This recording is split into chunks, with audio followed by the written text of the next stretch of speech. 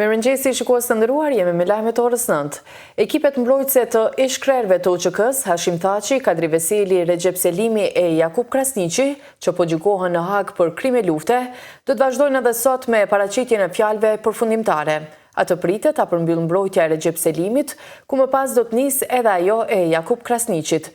Të mbrojtja e ish-kryeparlamentarit Kadri Veseli ka paraqitur fjalën përfundimtare, ku avukati Rodney Dixon ka thënë se Veseli ka marrë pjesë në një pjesë të vogël të takimeve të shtabit të përgjithshëm dhe se edhe në to nuk pati gjë inkriminuese. Paraqitjen e fjalës përfundimtare ka nisur mbrojtja e ish-shefit të grupit parlamentar të Lëvizjes Vetëvendosje Recep Selimi, e cila ka theksuar se ndërmarrja e përbashkët kriminale nuk është vërtetuar nga prokuroria.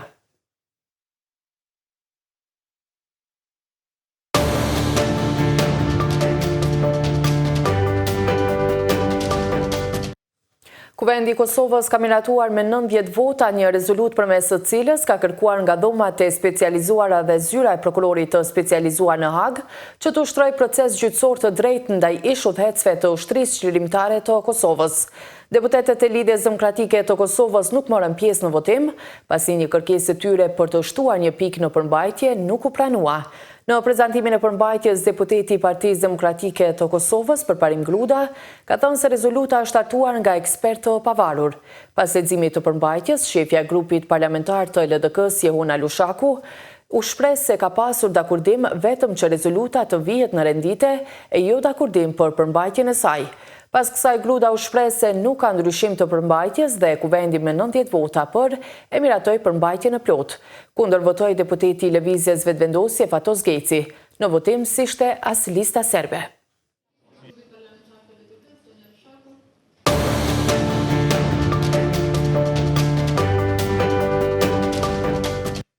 Politologu Milazim Koci ka deklaruar se deri në këtë fazë, Lëvizja Vetëvendosje nuk ka dhënë asnjë sinjal të qartë mbështetjeje për Vjosa Osmanin si kandidate për presidente, duke pozicionuar sipas tij në një zonë gri.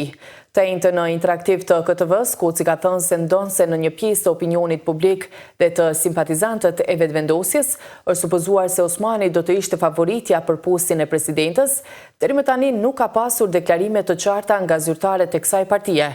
Sipas tij, mungesa e sinjaleve të qarta vlen edhe për opozitën, nga ku nuk sheh gatishmëri për ta mbështetur Osmanin për këtë post. Koci ka komentuar edhe veprimin e fundit të LDK-s, e cila nuk mori pjesë në votim të rezolutës për specialen, duke cilësuar si të gabuar në këtë moment. Tërthorazi ishte goditje edhe për NATO-n.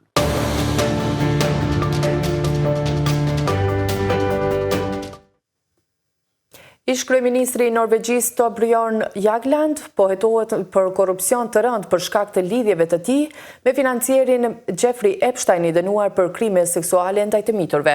Sipas raportimeve të mediave ndërkombëtare, hetimi është nisur nga njësia norvegjeze kundër krimit ekonomik, pasi Këshilli i Evropës i hoqi atij imunitetin diplomatik që e gëzonte nga posti më parshëm si sekretari i përgjithshëm. Emaile të publikuara nga Departamenti Amerikan i Drejtësisë tregojnë se Jagland kishte planifikuar vizita private dhe familjare në pronat e Epsteinit në Paris, New York dhe Palm Beach, edhe pas dënimit të këtij të fundit në vitin 2008. Dyshohet gjithashtu se Epstein kishte mbuluar shpenzime udhëtimi për Jagland dhe familjen e tij. 3 prona të Jaglandit janë kontrolluar nga autoritetet, ndërsa ai pritet të merret në pyetje. Përmes avokatit të tij, Jagland ka mohuar përgjegjësi penale dhe ka thënë se do të bashkëpunojë me hetuesit.